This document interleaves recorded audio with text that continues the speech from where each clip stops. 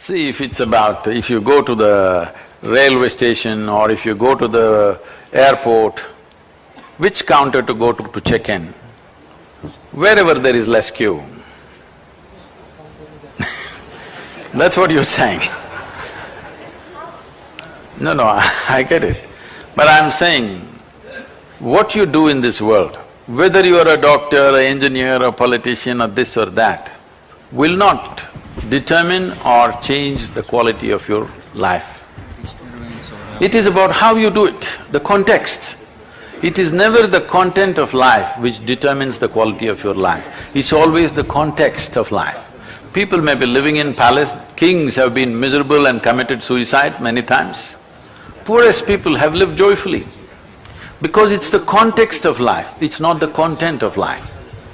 So what you're asking in terms of path is content. Shift that to context. What should be the context of my life? All right, but how to get there is the question.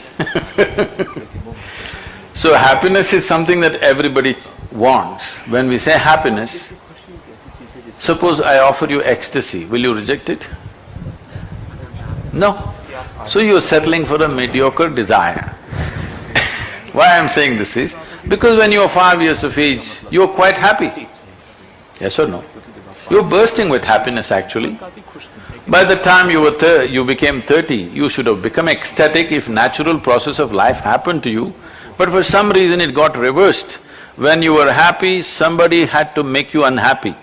By the time you are 30, somebody has to make you happy. You have reversed the equation of life. This has happened simply because without paying any attention as to how this one functions, we're trying to drive this. Do you agree with me that this human mechanism is the most sophisticated gadget on the planet? Do you agree with me? Yes. Better than your iPhone? Yes, the eye is better than the iPhone, isn't it? No, I knew the brand you're carrying, that's why. Now, if this is the most sophisticated gadget, have you even read the user's manual?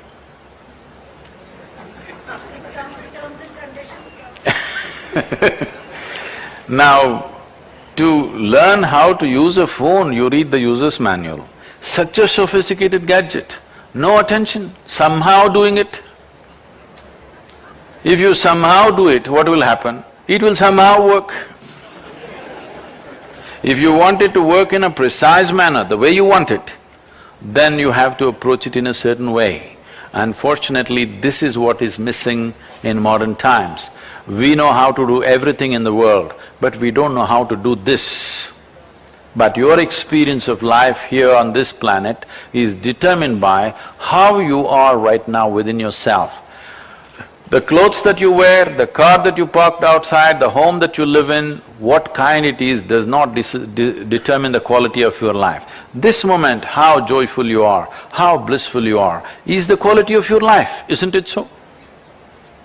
But this attention is not there because we think by fixing the world, everything will be okay. Well, in India we still need to fix a lot of things, that's different, but Western world, they've fixed it more than they can fix it. If you fix it anymore, there will be no planet left. To that extent we have fixed it, but still people are not well.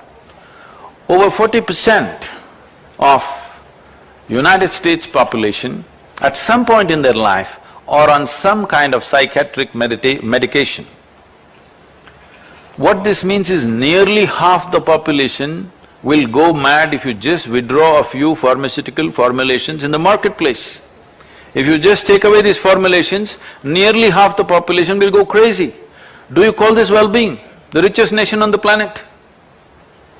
And we are aspiring to go there. That's not a place to go for 1.25 billion people. Yes, because first of all, it's not practical, because the Living Earth statistics says, if you have to provide the kind of comfort and convenience an average American enjoys on a daily basis to 7 billion people, which is the population of the world, you need 4.5 planets. but you have only half a planet left. One half has been eaten already, only half left. And how will you provide this to everybody?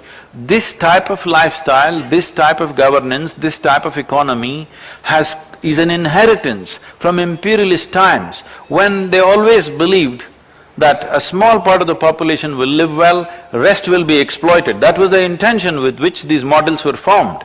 We are continuing the same models, this is not going to work. If we are interested in everybody's well-being, we need to rethink the whole thing in the outside world.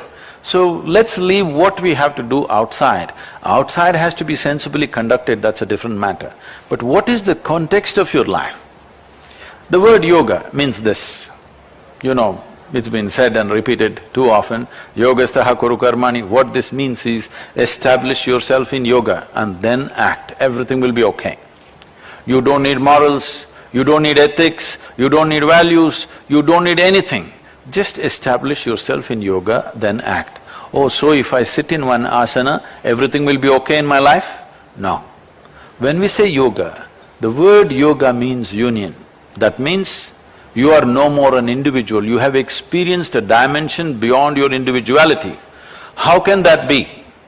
See, today it's a well-known scientific fact that what you call as an individual is this boundary, isn't it, of your body and your physical stature.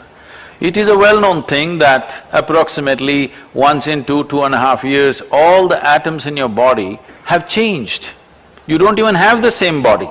Every 2 years you have a new body. How can you even claim this is mine? This is all… it is going all the time. 52% of your body happens to be bacteria. How can you claim it is mine? Your bacteria are yours. 90% of the DNA in this body is not even human. How can you say this is me? So now, what you're calling as myself, let's do a simple experiment. Just take your right hand and touch your left hand. Is this you? Is this you? Yes? Yes. Touch the chair on which you're sitting, is this you? No? How do you know this? Just sensations, isn't it? Here you have sensation, here no sensation. Or in other words, what are you saying? Whatever is in the boundary of my sensation is me. Whatever is outside the boundary of my sensation is not me. Right now there is some water here. Is this you? If you drink it, it becomes you. Yes, every day you're doing the act, isn't it?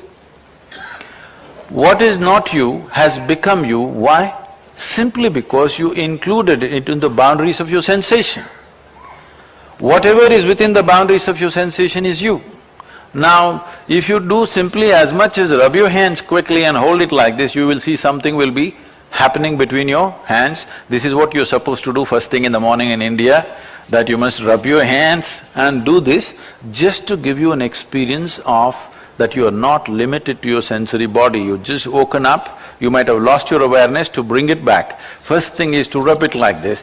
Just do this and hold it. Suddenly something is happening between the two hands, because the sensory body, with any vigorous or intense energy process, the sensory body will expand. Suppose you're sitting here, I can teach you a simple method with which your sensory body, let's say, became as big as this hall. Now suddenly, all these people who are sitting in this hall are a part of you, like the water that you drank, like the 5 fingers of your hand. Like that if you experience all these people, after that, do I have to teach you morality? Don't harm this person, don't rob this person, don't kill this person, thou shalt not, thou shalt not, thou shalt not. Would you need this teaching? Would you need any morality, I'm asking? What you experience as myself, with that, you don't need any value, any morality, any ethic, you're perfectly fine. This is the fundamental dharma, yogastha kuru karmani. That means first establish yourself in the nature of life, because the nature of life is in union. You're not happening here separately. As you sit here, what you exhale, the trees are inhaling, what the trees exhale, you're inhaling. Half your lungs are hanging up on the tree. Yes, it is. Yes, it is, isn't it so? So, your experience of individuality is essentially because you're very identified with your physical body. So that's why I'm telling you, this is 52% bacteria, I'm sure that part you don't want to identify. 90% you're not even human, I'm sure you don't want to identify with that. And every 2 years it's changing, so you don't know what the hell you are. So there is no point identifying with the physical process because this is just a piece of this planet that you picked up. Before you and me came here, countless number of people lived on this planet. Where are they? They're all topsoil. This will also become topsoil soon, unless they choose to bury you real deep, your friends, fearing that you may rise from the dead. You know, in some places there is such reputation. So that's why in India, we want to make sure once they're dead, they're never again coming back. So we burn them, take the ashes, throw it in 3 separate places so that they don't come together and somehow pop up again on us. Once they're dead, they must be dead. Very wise culture, you know. So, what you're calling as myself right now is just an accumulation of things. What you call as your body is something that you accumulated over a period of time by eating food, isn't it? What you call as my mind, the content of your mind is essentially an accumulation of impressions. So, what you gather, at the most you can claim it's mine. You cannot say it's me, isn't it? As I'm sitting here, suddenly I take this vessel and say, this is my vessel. What will you think? Sadhguru's got some problem. But let us listen some more because people say he's wise, and you sit for some more time. Then after some time I said, this is me. Then you will say, let's go. Because if I claim this vessel is me, obviously madness has set in, isn't it? Yes or no? Every day you're doing this. Food appears on your plate, you say, this is my food, you eat it and then you say, it's me. Yes, every day. Your only comfort is, everybody around you is in the same state. But just because everybody around you is in the same state, it doesn't release you from suffering. When I say suffering, this is simple. If you follow the laws which govern this, you can go without suffering. If you do not understand the laws, you trip at every point. This is not that somebody is punishing you. It is just that if I do not understand the law of gravity and I just try to walk off the stage, I will pay a price. It doesn't matter who I am, isn't it? It doesn't matter how big a yogi you think I am, but if I walk off this, something will happen, isn't it? Yes or no? Because this is the law. If you go like this, you will fall. Similarly with inner nature, with subjectivity, there are laws. If you do not understand that, if you do not go by that, then you will pay a price. All human suffering is just this. There are only 2 kinds of suffering: mental suffering, physical suffering. Yes? Unless you have an ailment or you've been in a war zone, how much physical suffering has happened to you in the last 25 years? Nothing much, nobody has caused anything to you. If at all, if physical suffering, most people suffer indigestion. Okay. Some people are suffering, unfortunately, hunger, some people indigestion. Otherwise, no physical suffering has really happened to you. So largely it is mental suffering. Mental suffering means your own mind is beginning to work against you. That means your mind is not taking instructions from you. If your mind does not take instructions from you, medically also you qualify for madness. Yes. Just the comfort is everybody is in the same state. But just imagine, I want you to just imagine this. If I ask this question to anybody in the world, hardly there are a handful of people. How many people can say they have even spent one single 24-hour segment, that is one single day in their life, without a moment of anxiety, fear, tension, stress, nothing, simply blissed out? How many? Hardly any. See, if one day does not happen the way you want it, it's understandable. Not even one day happen the way you want it. This means something fundamentally it's off, you're off the rails, isn't it? If not a single day happened the way you want it, something is fundamentally off the rails. One fundamental thing is just this, what you have gathered, you believe is you. The moment you think you are this vessel, if I just do this to the vessel, it hurts.